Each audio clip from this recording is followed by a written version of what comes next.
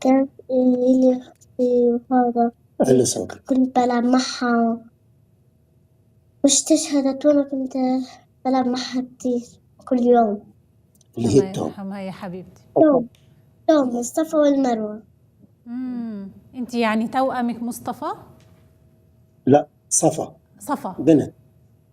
هي صفا استشهدت وأنا مروة وجيت هنا حالي وأنا بابا. اجيتي لحالك بتتعالجي انت وبابا. ان شاء الله ان شاء الله ان شاء الله صحتك هلا صارت احسن يا مروة. الحمد لله. كويس الحمد لله. الحمد لله.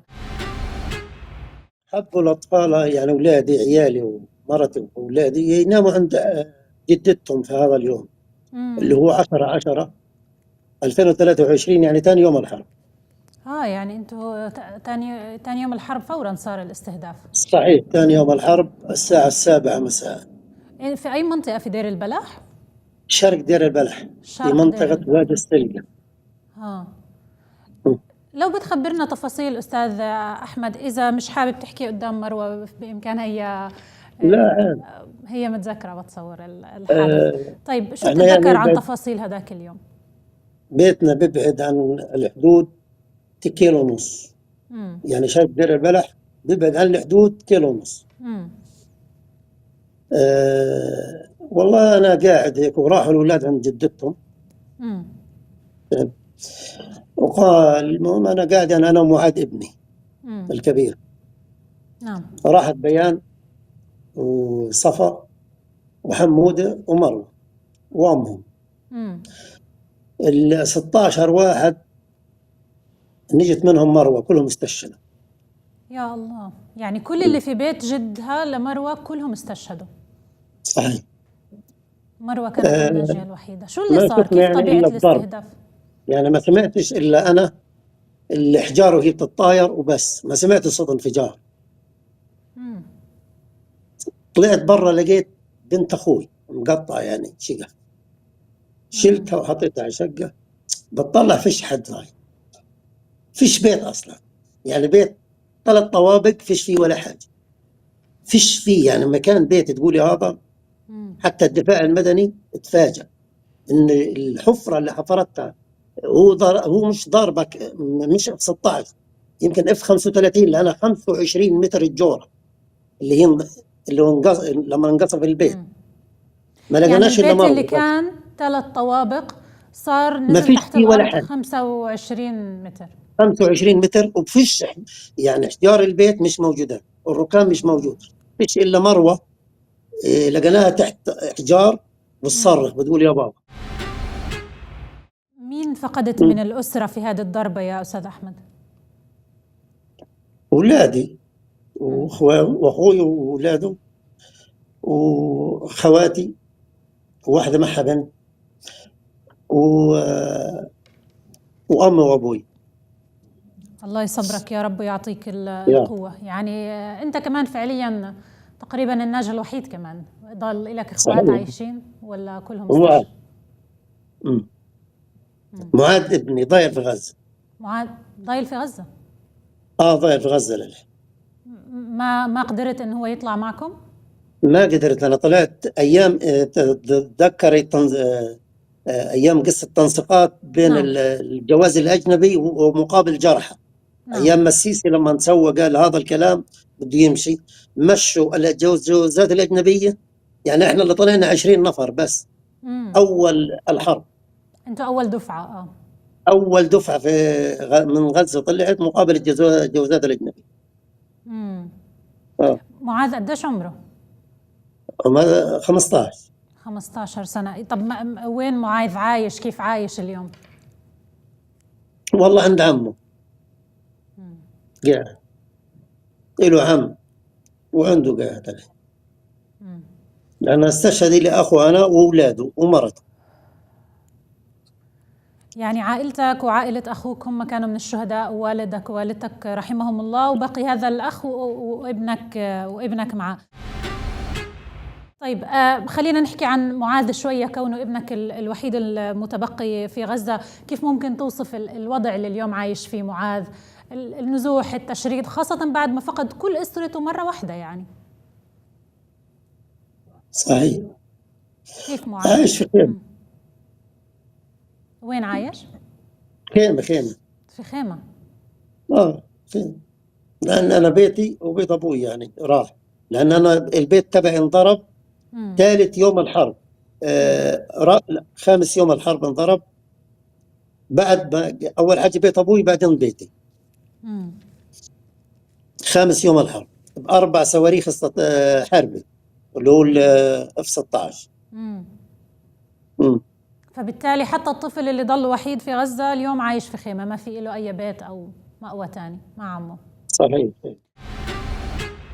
أستاذ أحمد، شو بتحكي لنا عن رحلة علاج مروة؟ إلى أي مدى كانت صعبة، خاصة إنه مروة في عمر بفهم شو يعني فقد الأم وفقد الإخوة. مروة فقدت كمان يعني خلف الأم توأمها اللي هي صفا، اللي دائما تسألني عنها، أختي صفا. حتى سبحان الله بتجيها يعني وهي نايمة تجيني ثاني يوم تحدثني، أجتني صفا بتقول لي شوفي. وأنا أول ما طلعت على مصر وقالوا لي وضعها صعب، يا بتنجح يا بكر. سبحان الله، الحمد لله نجحت عمليتها. زرعوا لها عظمة اللي هي الاحتياطية بتكون في الظهر، زرعوها لها تحت في رجلها، والحمد لله قعدنا شهر في مصر. بعدين أجى وزير الصحة التركي قال هذا البنت بدها تتحول على تركيا، يعني تكمل علاجها. لما طلعنا على تركيا كان وضعها صعب، صار عندها التهاب في الدم من كتر السموم، واللي انت عارف طبعا. يعني انا لما طلعتها من تحت الردم كان وجهها اسمر من البارود اللي هو تبع الصاروخ. طلعناها قعدت شهرين في المستشفى وفيش فايدة. جميع العلاج اعطوها اياه الدم وتسمم اللي في الدم كان صعب جدا. وقعدت 5 شهور في المستشفى في تركيا. بعد 5 شهور يعني طلعونا على فندق وقالوا لي الحمد لله الحين لي شهر أو شهرين بتاخذ العلاج الفيزيائي لرجلها لتشغيل العصب، يعني عندها العصب 100، ما بتقدرش توقف على رجلها أو تتحمل عليها جسمها. لا بتمشي على رجلها بس إيش بتتعب الواقف. طيب أستاذ أحمد، يعني بدي أستغل أنه حضرتك مزارع، ليش غزة فيها مجاعة طالما غزة كان فيها أراضي زراعية؟ لو تشرح للناس إيش اللي عملته إسرائيل في الأراضي الزراعية وفي المساحات الخضراء لحتى وصلت الناس لمرحلة المجاعة. أول حاجة إسرائيل قطعت الكهرباء. ثاني حاجة مياه فيش أصلا للشرب للناس تشرب عشان يزرع. اليوم كله استوراد من الضفة الغربية الخضرة، يعني احنا كان عندنا أرض وكنا بنصدر، يعني بنصدر على إسرائيل، ياخذوها منا التجار وبصدروها على إسرائيل الخضرة. أفضل خضرة كانت اللي هي شرق دير البلح. بس اليوم شرق دير البلح الشو مناظر بشعة جدا، لا في شجر ولا في مي ولا في كهرب ولا في بيار، حتى بيار المية ضربوها. يعني هم اشتغلوا بطريقة انه ما يستطيع اي مزارع يزرع شيء. صحيح. يعني عندك آلاف دلوم الحمامات في المناطق الشرقية في دير البلح، هذا كله المسح. دفيئات هذا كله المسح. وطبعا نفس الكلام في بيت لاهيا وفي بيت حنون كان في مزارع صحيح. صحيح. يعني حتى لو صار وقف لإطلاق النار، حتى لو توقفت الحرب، ليس من الممكن انه يرجعوا المزارعين يشتغلوا ثاني يوم على الدمار اللي حضرتك شفته وكم يعني كخبير في هذا الموضوع. صعب جدا، صعب، ويمكن سنين بده حتى يجهز أرضه ويجرفها ويعني ويبني الدفيئات ويمد كهرب أو يجيب مولد كهربائي، برضه صعب.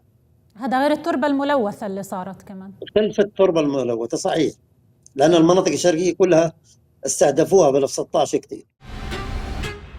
بيحاولوا يعدموا أي ملامح حياة دفعا للتهجير مع الأسف. صحيح. بدهمش الناس، بدهم يهجروا الناس بأي طريقة، لكن اليوم أنت عارف قصة التهجير الكل برافض. والناس أصلا شخصيا في غزة بقول لك أنا أموت واندفن هين ولا بدي أتغرب برا وبديش أتهجر. رغم إنه يعني الحياة مأساة مأساة. اليوم الجنوب بتقدريش تمشي مشي فيه. الناس صاروا يسكنوا يعني شفت شارع صلاح الدين، الناس صاروا يسكنوا في جنب شارع صلاح الدين من كثر ايش؟ انه ما فيش منطقه يقعد فيه. يعني اليوم اقول لك يعني هذا الخبر يعني ابصر حدا بيدري فيه. انا بدي اعطيك هذا الخبر لانه انا من شهود عيان ساكن شرق دير البلح. اليوم صار بين الخيم من امبارح بعد السلك، يعني غرب السلك بكيلو ونص.